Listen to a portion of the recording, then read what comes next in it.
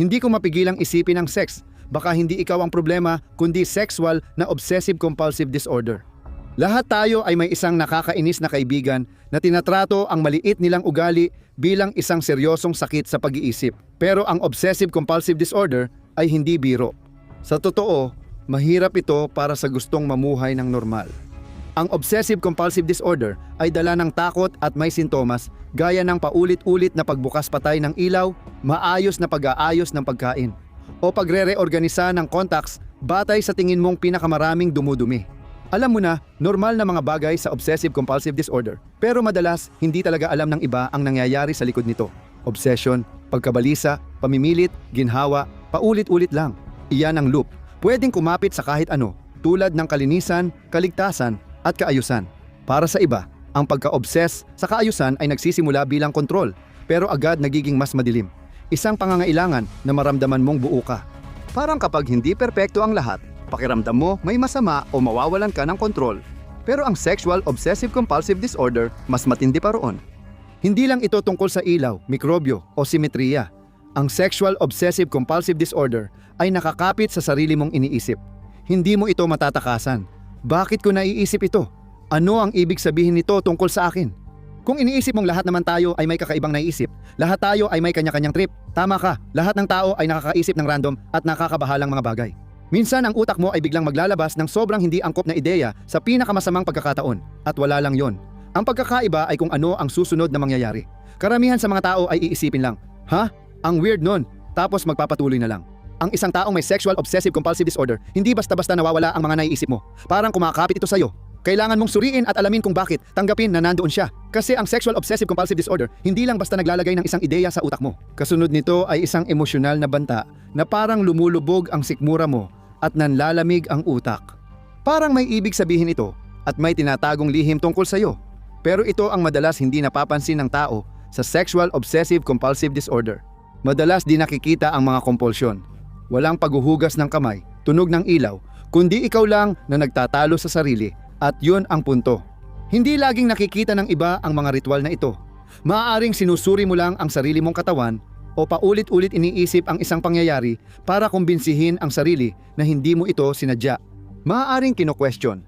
Tinatanong mo ang sarili mo kung may mali sa nararamdaman at intensyon mo.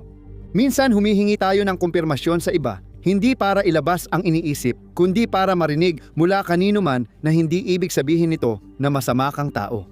At maaari ka ring gumawa ng mga pag-iwas na kilos. Iniiwasan ang buong mga sitwasyon sa buhay mo dahil natatakot kang biglang pumasok ang isang iniisip at sirain ang araw mo. At ang masaklap pa, gumagana ito. Minsan nakakaramdam ka ng ginhawa at iniisip mong ayos ka na. Pero pagkalipas ng 5 minuto, bumabalik ulit ang parehong takot. Parang may walang katapusang bala kaya hindi tumitigil, kaya rin napakabagsik ng sexual obsessive-compulsive disorder. Hindi lang ito tungkol sa iniisip mo, kundi kung paano tumugon ang utak mo pagkatapos lumitaw ang mga iyon. Ang intrusive na pag-iisip ay tumatagal lang ng segundo, pero ang pag-ikot ng isip ay pwedeng tumagal ng oras o buong araw, at nagsisimula minsan sa maliit na bagay. Habang nanonood ka ng pelikula, nagso-scroll sa telepono o naglalakad kasama ang iba, minsan biglang pumapasok sa isip mo ang sexual na bagay nang hindi mo ginusto. Mabilis mag-react ang katawan mo. Sumisikip dibdib, umiinit mukha, lumulubog tiyan. Hindi dahil gusto mo, kundi dahil tinamaan ka ng utak ng paano kung... Dito na lumalabas ang OCD. Nagtatanong ka sa sarili, bakit ko yon naisip? Gusto ko ba yon? May naramdaman ba ako? Paano kung halimaw ako sa loob? Kaya nagsisimula kang gumawa ng mga mental na ritual. Hindi mo sinasabi, hindi nakikita, pero tuloy-tuloy. Maaaring subukan mo ang sarili mo, tulad ng paulit-ulit na pagbalik sa sandaling iyon ng sadya para lang makita kung may mararamdaman ka. Kapag may naramdaman ka, kahit normal na ka ba, mas lalo kang nagpapanik kasi iniisip mong ebidensya na yon. Pinakamalala, kahit ano maramdaman mo, nababaluktot ng obsessive-compulsive disorder. Kapag nandidiri ka, pinipigil mo lang daw. Pag wala kang damdamin, manhid ka raw. Pag natatakot ka, totoo raw kaya ka natatakot. May mga taong paulit-ulit nag-Google. Hindi para matuto, kundi para makahanap ng sagot na nagbibigay ng panandali ang ginhawa. Hanggang muling magtanong ang obsessive-compulsive disorder at pati pag-iwas nagiging tuso. Hindi lang ito tungkol sa pag-iwas sa porn o pakikipag-date, kundi pati sa ibang aspeto ng buhay.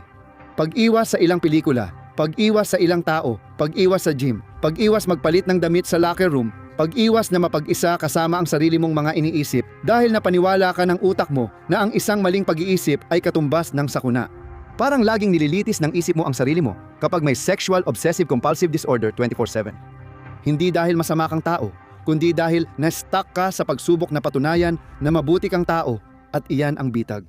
Hindi gusto ng obsessive-compulsive disorder, gusto mo ng 100% katiyakan magpakailanman. Pero walang taong makakakuha nito. Habang hinahabol mo ito, lalong lumalala ang sitwasyon. Habang paulit-ulit mong tinitingnan, natutunan ng utak mong mahalaga iyon, kaya lalong bumabalik at lumalakas ang pag-aalala. Hindi dahil nagiging ibang tao ka, kundi dahil lumalala ang obsessive-compulsive disorder, lalo na kung ano ang nagbibigay ng pinakamalakas na emosyonal na reaksyon. Ito ang dahilan kung bakit hindi naiintindihan ang sexual obsessive-compulsive disorder. Kapag narinig ng tao ang sexual, akala nila obsession ito dahil sa pagnanasa na parang laging sex ang iniisip. Pero madalas, kabaligtaran, takot ang nararamdaman. Paano mo matutukoy kung sexual obsessive-compulsive disorder ang nararanasan mo at hindi lang madalas na pag-iisip tungkol sa sex? Narito ang ilang mga palatandaan na hindi napapansin ng mga tao dahil hindi ito mukhang tipikal na obsessive-compulsive disorder. Nakakaramdam ka ba ng mga mapanghimasok na kaisipan na ayaw mo naman at pagkatapos ay nagpapakabaka tungkol sa ibig sabihin nito? Palagi mo bang nire-review ang mga usapan na parang closed-circuit television para patunayan sa sarili mong wala kang masamang intensyon? Iniiwasan mo ba ang ilang tao, lugar o sitwasyon dahil sa takot na may pumasok na di ka nais-nais na kaisipan? Palagi ka bang naghahanap ng kasiguraduhan kahit panandalian lang ang epekto kapag pumapayag ka? Ang pattern ay obsesyon, kasunod ng takot at mga sapilitang gawain na pansamantalang nagbibigay ginhawa. Gusto ng obsessive-compulsive disorder ng kasiguraduhan dahil hindi niya ito binibigay sa'yo. Ang sexual obsessive-compulsive disorder ay hindi kapareho ng pagkakaroon ng mataas na libido na parang gusto mo ng sexual obsessive-compulsive disorder. Pinapaisip ka nito kung bakit mo naisip yon. Nakakaabala ang mataas na libido? Ang sexual obsessive-compulsive disorder ay nakakatakot.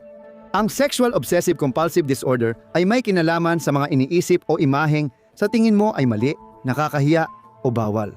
Dahil tungkol ito sa sexual, akala ng iba ay tungkol sa pagnanasa. Pero kadalasan kabaligtaran. Takot ito. Takot na ang iniisip mo ay may masamang ibig sabihin tungkol sa'yo. Para sa may sexual obsessive-compulsive disorder, kadalasan hindi ito nakaka-turn on, kundi nakakailang na paglabag. Ang sexual obsessive-compulsive disorder ay isang purong obsessional na obsessive-compulsive disorder. Kadalasan walang nabubuong ritual bilang tugon dito. Para maibsan ang bigat, humihingi ng katiyakan ang may sexual obsessive-compulsive disorder mula sa iba. Ito ang kadalasang hindi napapansin. Ang paghahanap ng katiyakan ang kompulsyon. Dahil hindi ito parang pagsindi ng switch, hindi agad nakikilala ng iba bilang obsessive-compulsive disorder pero pareho lang din. Binabawasan ang kaba at ibinabalik ang pakiramdam ng seguridad. Madalas hindi ito maintindihan. Akala ng iba na ang iniisip ay pagnanasa o intensyon. Pero sa sexual obsessive-compulsive disorder, ang iniisip ay hindi pantasya kundi banta. Lalabas ito kahit ayaw mo at ituturing ng utak mo na delikado ka.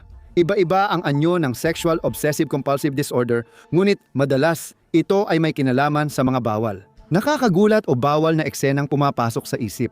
Hindi ka nais-nais, marahas o agresibong sexual na kaisipang nagdudulot ng takot at pagkasuklam. Pati sexual na kaisipang may kinalaman sa relihiyon na nagdudulot ng guilt o takot. Mga naiisip na salungat sa iyong pagkakakilanlan o oryentasyon na nagdudulot ng hiya, pagkalito at takot na baka gumawa ng di angkop sa harap ng iba kahit alam mong di mo naman gagawin. Ito ang dahilan kung bakit ang sexual obsessive-compulsive disorder ay hindi isang lihim na pagnanasa. Hindi ito ang isipan na nakikipaglandian sa isang bagay na gusto nito, kundi ito ay ang isipan na natataranta sa isang bagay na kinamumuhian nito at naghahanap ng katiyakan na hindi mo kayang ibigay. Ang magandang balita tungkol sa sexual obsessive-compulsive disorder ay hindi ka nag-iisa, malayo sa ganoon. Tinatayang isang kapat ng may obsessive-compulsive disorder ay nahihirapan sa ganitong uri at karamihan sa lipunan ay hindi pa na-diagnose. Dati, sinusubukan nating palayasin ang mga demonyo sa utak ng may obsessive-compulsive disorder o dahil sa macho kulturang mas pinipiling itago ang nararamdaman kaysa magpatingin sa profesional. Kung nakakaranas ka ng intrusive thoughts na ayaw mo o kinatatakutan, huwag mahiya. Maghahanap ng kwalipikadong medikal na profesional at humingi ng tulong. Walang nakakahiya doon. Dito ito lumalala. Kapag nasanay ang utak mo na delikado ang sexual na intrusive thoughts, lagi nitong hahanapin ang panganib. Pumapasok ang isipin, nagpapanik ka, sinusubukan mong alisin, nakakaramdam ng ginhawa, kaya natututo ang utak ng maling aral. Mahalaga ang isipin na iyon. Hindi katiyakan ang nakukuha mo, kundi pagkakakulong. Maraming hindi nakakapansin ng sexual obsessive-compulsive disorder dahil hindi ito halata. Hindi katulad ng naghuhugas ng kamay o nag-o-on-off ng switch, kundi nakakulong ka lang sa sarili mong isip. Lagi mong sinusuri ang intensyon, reaksyon at moralidad mo. Hinahanap mo ang 100% katiyakan na hindi naman makukuha at kahit may kasiguraduhan, nawawala rin. Bumabalik ang obsessive-compulsive disorder na may parehong tanong, pero iba lang ang paraan ng pagtanong. Ang mahalaga, maaari itong magamot. Ang ERP o Exposure and Response Prevention ang pinaka-epektibong lunas sa obsessive-compulsive disorder, ngunit hindi ito nangangahulugang ilalantad mo ito sa publiko. Ibig sabihin nito ay matutunan mong hayaang umiral ang mga intrusive thoughts nang hindi gumagawa ng mga compulsions. Walang paulit-ulit na paghahanap ng kasiguraduhan, walang sobrang pag-iisip, walang pag-check, walang mga ritual ng pag-iwas. Dahil ang mga compulsions ay nagbibigay ng ginhawa. Ang ginhawang iyon ay nagtuturo sa utak mong mag-alala. Ang ERP ay nagtuturo na ang iniisip mo ay hindi emergency. May ilang tao rin na nakikinabang sa gamot tulad ng Selective Serotonin Reuptake Inhibitors o SSRIs na maaaring magpababa ng tindi ng obsessive na pag-iisip at pagkabalisa habang ang therapy ang gumagawa ng mas mabigat na trabaho. At ang layunin dito ay hindi para hindi ka na muling magkaroon ng kakaibang iniisip, kundi ang layunin ay itigil ang pagtrato sa mga kakaibang iniisip na parang mga kumpisal. Maingay lang sila, pero sa tamang tulong, pwedeng tumahimik yan. Tingnan mo kung ano mangyayari sa katawan mo kung di ka makikipagtalik o i-click mo ang video.